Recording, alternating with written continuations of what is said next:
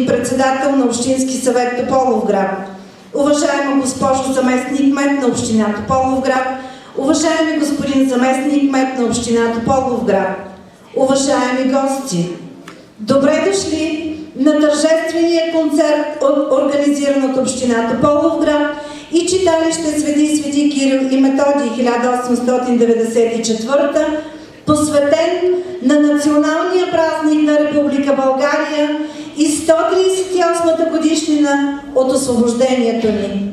Слово по случай празника ще произнесе госпожа Маргарита Георгиева, заместник-кмет на община Тополовград. Уважаеми господин председател на Общински съвет Тополовград, уважаеми общински съветници, скъпи съграждани, в навечерието сме на националния празник на Република България. 138 години ни делят от онзи 3 март, когато в Сан Стефано бяха положени подписите, ознаменували края на руско-турската война и раждането на българската свобода. Датата 3 март бележи възкресението на българския народ, който близо 500 години беше без своя политическа и духовна свобода. Народ, чиято висока самобитна, духовна и материална култура бе подложена на унищожение.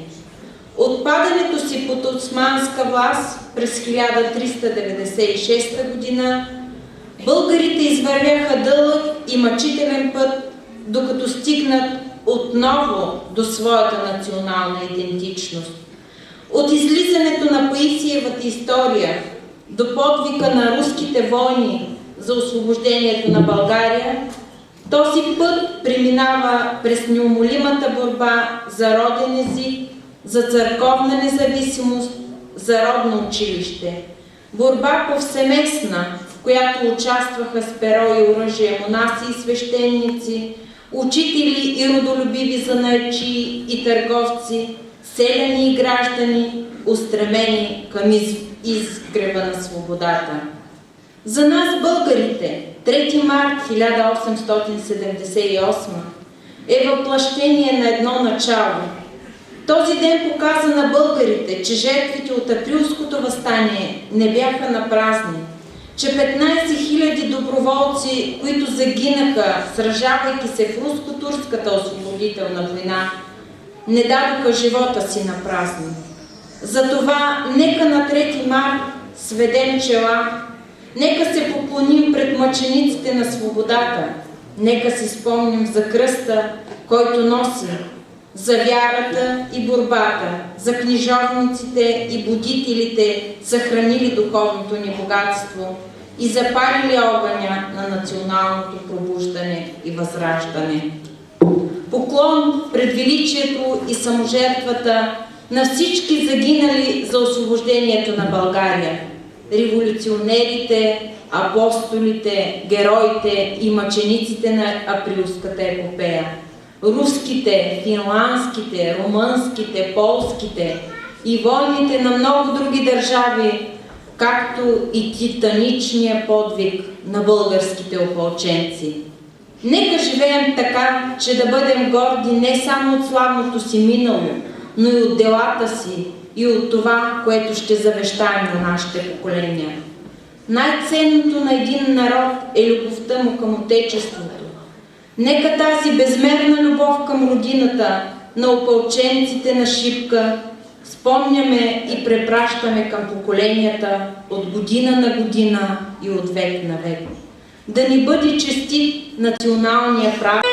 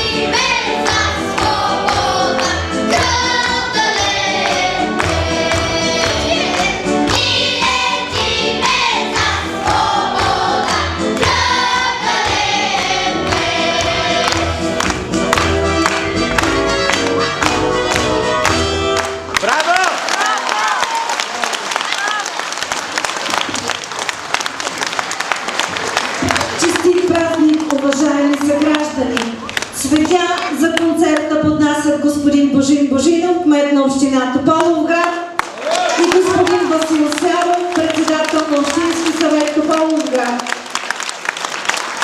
Община Тополовград ви кани на 3 март от 10:30 часа на площад Освобождение, за да поднесем венци на признателност пред паметника на загиналите. Честит национален празник, уважаеми тополовградчани!